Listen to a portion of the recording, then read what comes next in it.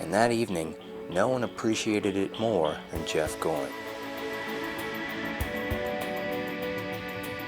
After stressful weeks of planning the show and a long day of herding cats, Jeff was so ready for sunset.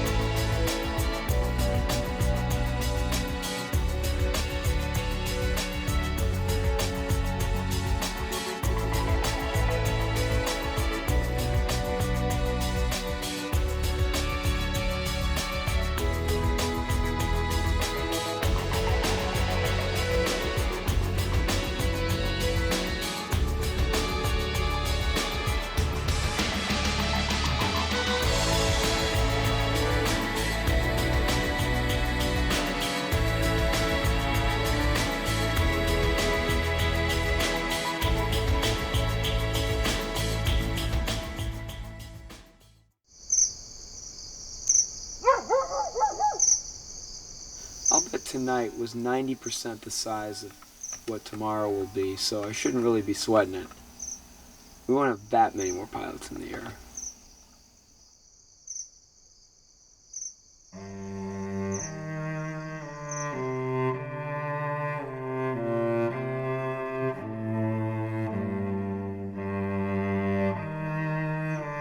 So you glad you did this Pair Stars thing? Oh yeah, I mean, I'm glad I did it. I'm glad that it happened.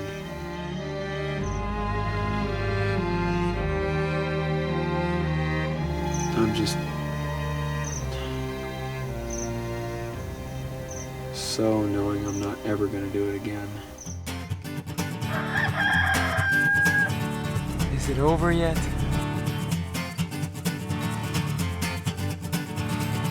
Is everybody familiar with FAR 103?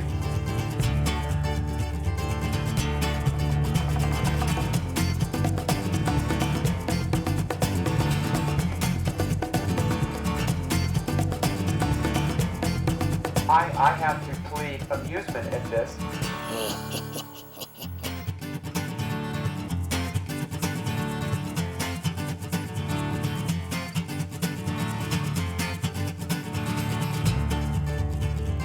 Ready to go? Yeah. Gotta wait for some wind. What's your name? Dave Olson. That morning, Dave and others were getting warmed up for the record launch attempt at the end of the day. With over 100 pilots expected to participate, it would be crucial to get everyone into the air quickly. Scott Potter from Dallas, North Carolina had only been flying about a month. I've always had a love of flying like everybody else out here. A friend of mine, Tim, from down here, introduced me to the sport, so I can't even hardly sleep at night. All I want to do is fly, man. So anyway, it's great. If I could just get off the ground, it'd be even better.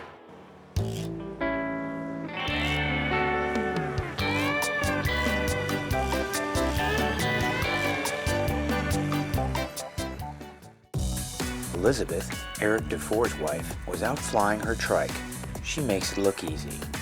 It's easier to train with a trike. It's more technical, but even easier. Physically easier. Since we have the trike, I would say we have more women. Couples coming for training, father, daughter, and mother together. I noticed your Pair Stars is a lot more women. It's about time. I know, I agree.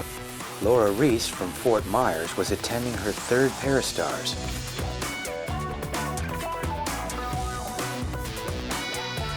Her husband, Rick, a pilot, hopes to get the entire family into the air. Put the brakes on and turn around, face the wing. It's going the wrong way. You did good.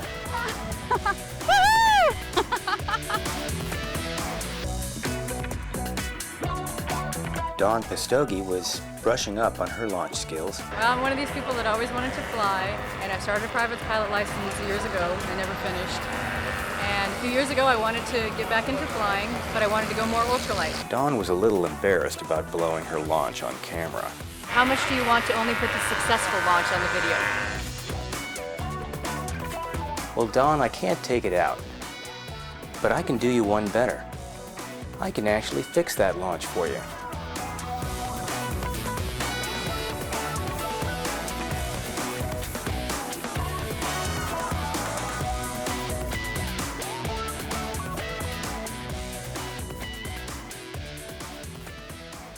How old do you have to be to ride on it? You have to be, how old are you? 8. You have to be 8 years old. Okay, ready? Ready. Shelby Brown, 11, was getting ready for an introduction to ground handling. Her instructor, Taylor Cole, was only 2 years older. Brakes in the middle. I'm from Fort Lauderdale. My dad flies right there. What's his name? Mike Brown. I've already tried tandem wing, but I haven't tried solo yet. Solo would be pretty good, but tandem is cool. It's just too cool. On my own, it's gonna be kind of confusing because when you get up the wing, it's crossed, and if you go left, it's like right. And What do your friends say when you, they just think I'm crazy. I think I'm gonna fall out of the sky or something. but you set them straight? Yeah, so I say I fly with a wing, and I don't think I'm gonna fall down. Part of the problem was that the winds were light. So after handing the camera to Dirk Lewis, 1, 2, 3, go. I provided Shelby with a little airspeed. Both brakes, left, left, right, both brakes.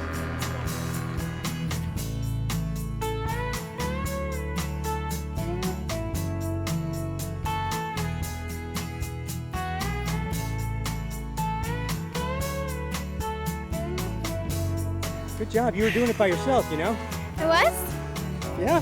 Really?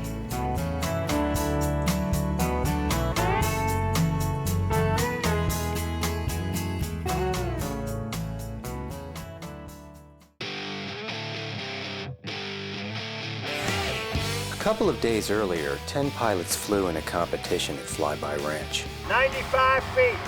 And it was no surprise that Chief Instructor Eric DeFore took first place. Since the early 90s, Eric's teaching techniques and motor designs like the SD have earned a deserved reputation for safety in the PPG community. Here's Eric's signature launch. Look, Ma, no hands.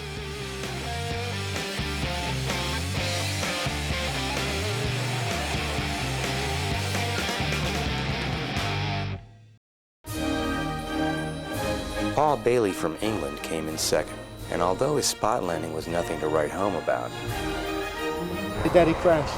No. But it was a really good crash. Paul's innovative four-cycle motor blew everyone away in the efficiency task. That's where you stay up as long as you can on 2 liters of fuel.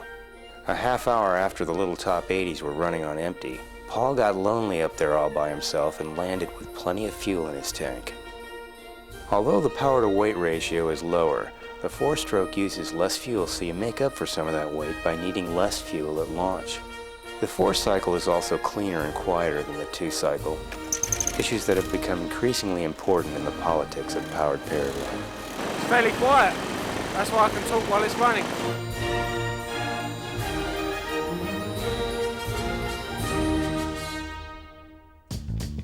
Richard Good competed in the competition at Flyby and took 3rd place.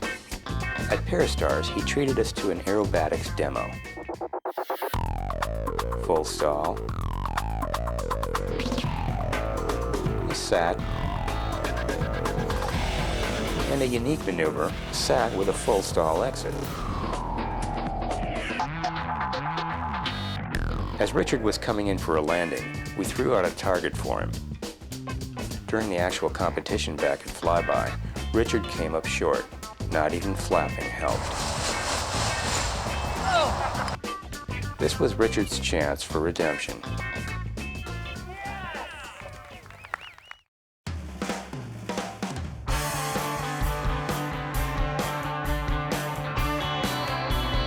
This year at Parastars, Eric, Paul, and others demonstrated some of the finer points of competition flying.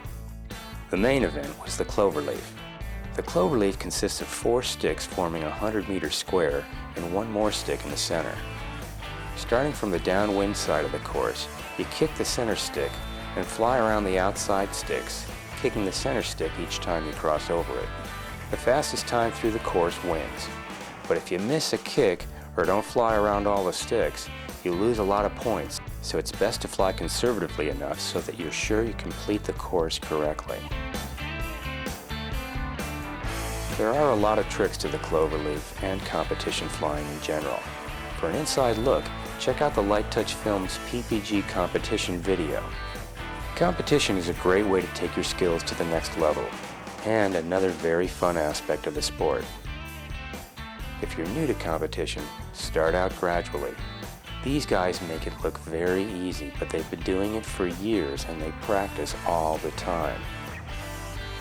The Light Touch competition video provides a great visual introduction, but there's no substitute for expert instruction out in the practice area.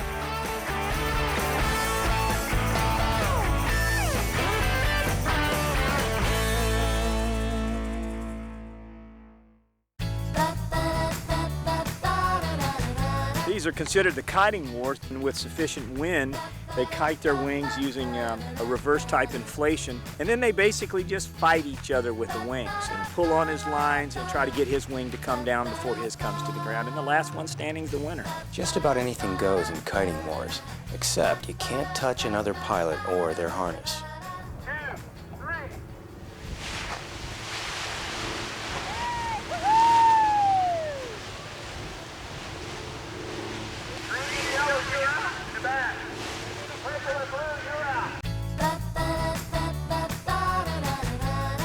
Good battle here. Good battle between Yellow Wing and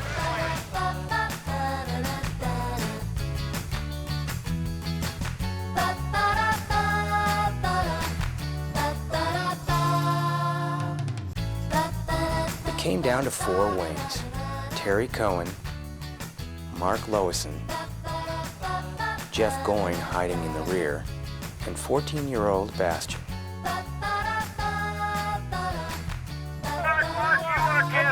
Can't touch it first. Use these qualifiers. You can reinflate. Okay, blue wing, black wing, red wing. You guys got to come in and battle this thing. Somebody's got to win it. Hey, bundle your wings up, fellas. Get them out of the way so the 3 remaining wings can battle it out. We got a $10,000 package and a brand new helicopter, all donated by Jeff Gowen. We got 3 of you left: the red Lilac, the black Skull and Bones, and a nice blue wing. Sí, eso lo voy a hacer. Okay, come on, fellas. Let's get into a battle right here. We got to have a battle. Come on, let's battle. Blue wing, come on in this battle over here now. Black wing, blue wing, black wing, you're out! Red wing, you're out!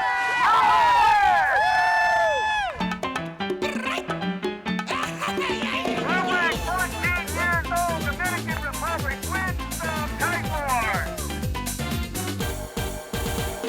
All I wanted to do is get going on with the game. Hey, there was this black wing in my way. It needed to be dispatched. Now I can receive my $10,000. There you go. Give it from him.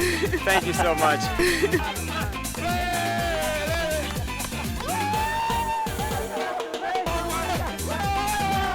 I represent the Dominican Republic. PLD, Vuelo Libre Dominicano. De Santo Domingo. The winner.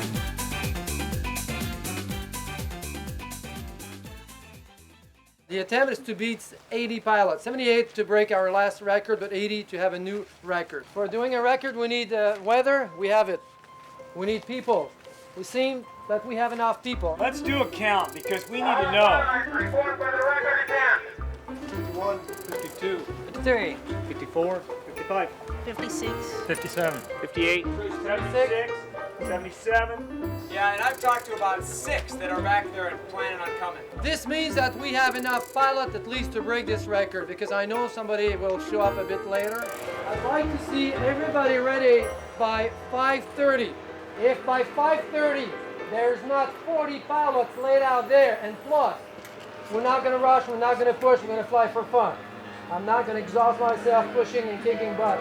But if we have enough people, we're going to break this record. It's up to you, okay?